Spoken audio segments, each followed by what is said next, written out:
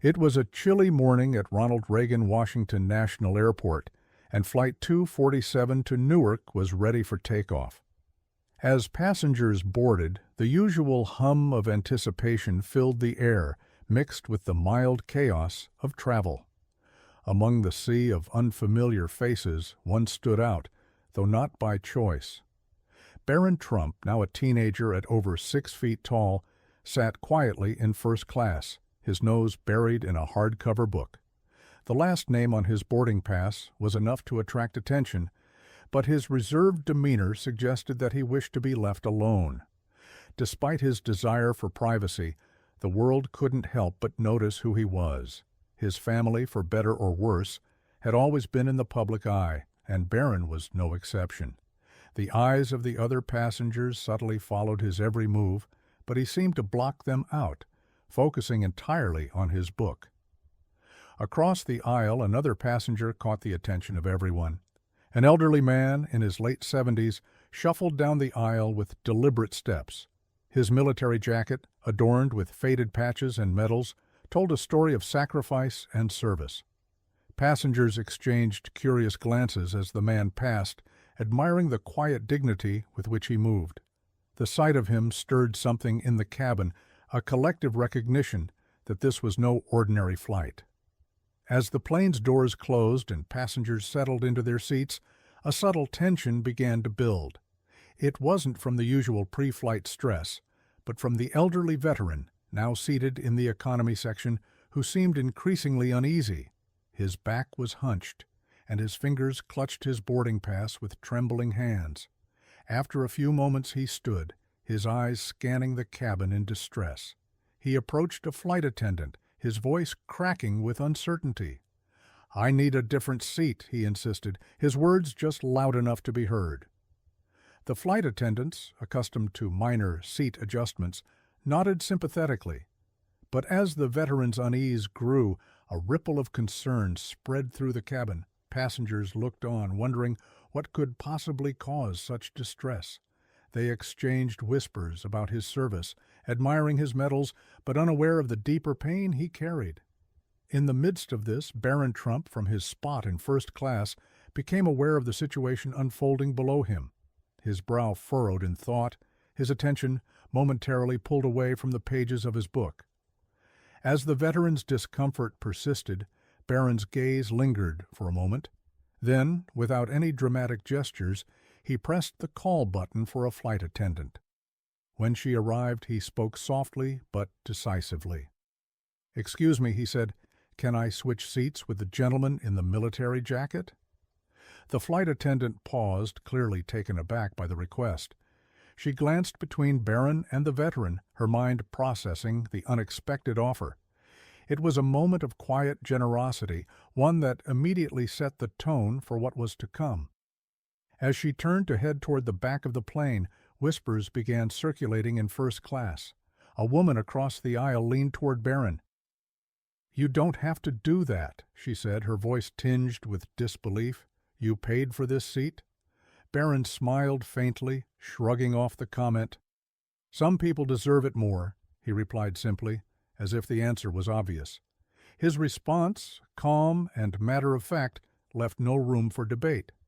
The flight attendant, still in disbelief, returned shortly with the news that the veteran was willing to switch seats. The passengers in first class, many of whom had witnessed the exchange, found themselves momentarily stunned, trying to process what they had just seen. The flight attendant, with a mixture of admiration and surprise, confirmed that the veteran had agreed to the switch. "He said he'd be happy to take your seat," she told Barron, her voice trembling slightly.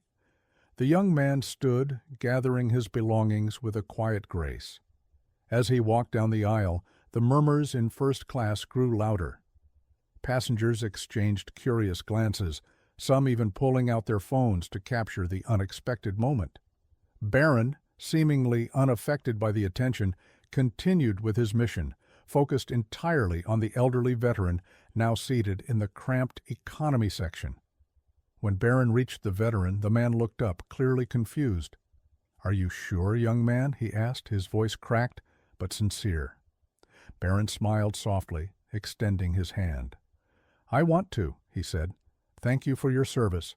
Please take my seat."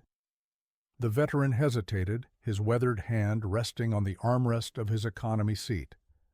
The sincerity in Barron's eyes was undeniable, and after a moment of consideration, the man slowly stood, shaking Barron's hand firmly. "Thank you, son," he said. "That's mighty kind of you." As the veteran made his way to the front, a new atmosphere filled the cabin. The mood had shifted from casual to reverent. Passengers exchanged knowing glances, their thoughts momentarily interrupted by the weight of what had just transpired. For some, this small act of kindness seemed to change the entire course of the flight. Barron settled into the economy seat with ease, despite the obvious discomfort of his tall frame wedged into the tight space. He appeared completely unaffected by the whispers surrounding him, his mind returning to the pages of his book. Meanwhile, the elderly veteran, now seated comfortably in the first-class seat, seemed visibly overwhelmed by the comfort. His hands trembled slightly as he adjusted the armrest and gazed around, perhaps unsure how to fully process the kindness he had just received. A flight attendant approached the veteran, offering him a warm drink and a blanket. "I'm so sorry for the trouble," she said softly, "but I want you to know you have a wonderful seat." The veteran smiled faintly, his voice low as he responded. "It's been years since anyone treated me like this," he murmured. His gaze turned toward the back of the plane, where Barron sat, absorbed in his book. That young man's kindness, it's not something you see every day. As the plane lifted off the runway and began its ascent, the energy in the cabin was different.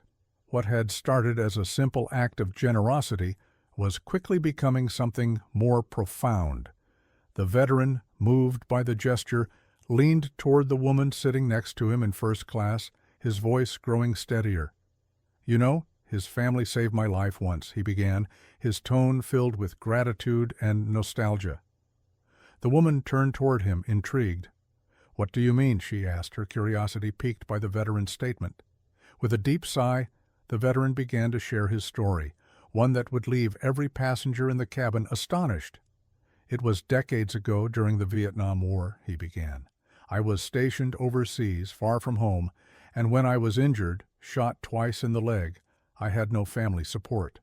His voice wavered with the memory, but he continued. "When I finally got back to the States, I was lost. No purpose, no direction, nothing."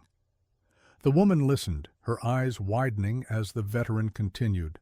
"I ended up in New York, just trying to survive. I didn't have a place to stay, and I could barely afford food. That's when I ran into a man outside a diner. He didn't just hand me $1 and walk away. No, he sat down with me, listened to my story, and helped me in ways that no one else had." The veteran's eyes glistened as he spoke. That man was Fred Trump. The revelation was met with gasps from nearby passengers, some straining to hear the full story. The veteran's voice grew stronger, filled with gratitude. "Fred Trump didn't owe me anything, but he gave me a roof over my head and a job. He just said, 'You served this country, and it's the least we can do.'" The cabin was quiet now, the passengers absorbing the weight of the veteran's words. What had started as a simple gesture of kindness now felt like an interwoven tapestry of history, generosity, and fate. The story of Fred Trump's kindness continued to resonate throughout the cabin. Passengers exchanged glances, some wiping away tears as the veteran's voice grew steadier with each word. "I've spent my whole life trying to honor that generosity," he continued, his hands resting gently on the armrests. "And now today, his grandson, Barron, has done something for me that I'll never forget." The flight attendants, moved by the story, glanced at each other, unsure if they should intervene. The veteran, though, had more to say. "I always wanted to thank Fred Trump for what he did for me, but I never had the chance. And now, here I am, sitting in the seat that his grandson gave up for me." His voice cracked slightly with emotion, but he continued. It's hard to believe how life works sometimes. Passengers had gathered around, some nodding in agreement, others with tears in their eyes. The veteran's words were like a quiet challenge, reminding everyone that kindness had the power to change lives. Across the aisle, a young mother turned to her daughter, cradling the child in her arms. "You know, my dad used to say the same thing," she said softly. "When someone lifts you up, even a little, it's like a chain reaction." The veteran nodded, his eyes shining with gratitude. The cabin felt different now, as if the simple act of giving up a seat had transformed the flight into something extraordinary. The veteran's story resonated with everyone on board, igniting a shared reflection about the importance of small acts of kindness. As the conversations rippled through the cabin, passengers began to open up about their own experiences with generosity and gratitude. One flight attendant, her voice tinged with emotion, shared a story of her own.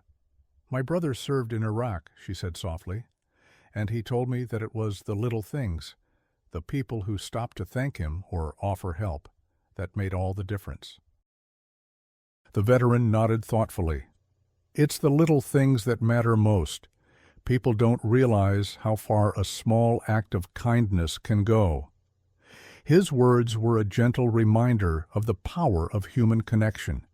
Each story shared felt like a reaffirmation of the truth that kindness, gratitude, and empathy transcend time, distance, and circumstance. What had started as a simple offer to switch seats had now become a living testament to the enduring power of these values. As the flight continued, the atmosphere remained charged with a sense of reverence.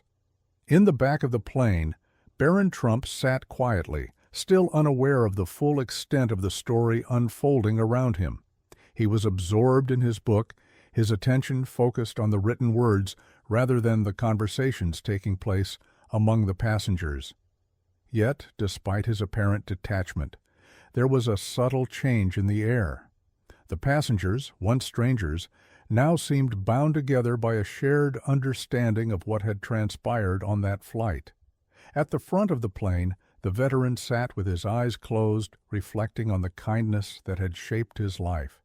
He had been given so much, and now, in this unexpected moment, he was able to pay it forward, offering a gift of gratitude that would last far beyond the confines of this flight. Barron's simple gesture had sparked a ripple of reflection, drawing out stories of compassion, generosity, and connection. And in doing so, it reminded everyone on board that the true value of any gesture lies not in its size, but in the heart behind it. As the flight began its descent into Newark, the conversations in first class quieted. The veteran sat with his hands folded, staring out the window in deep thought. Across the cabin, passengers exchanged knowing glances, some still marveling at the unexpected turn of events. Just as the captain made the announcement for final approach, one of the flight attendants, who had been listening intently to the veteran's story, approached Barron in the economy section. She knelt down to meet his gaze, her voice soft but filled with warmth. "I wanted to let you know that the gentleman you gave your seat to," she began, "he shared something extraordinary about your family." Barron, his curiosity piqued, closed his book and looked up. "What did he say?" he asked, his voice calm yet filled with intrigue. The attendant hesitated before responding, her eyes filled with understanding. "Years ago, your grandfather Fred Trump helped him when he was at his lowest point. He said your grandfather gave him a place to stay and a job, expecting nothing in return." Barron listened, his expression composed, yet a flicker of recognition seemed to pass through him. The weight of the revelation slowly began to settle over him. It wasn't just the act of giving up the seat that mattered, it was the legacy of kindness his family had left behind, a legacy that Barron, in his own way, had just extended.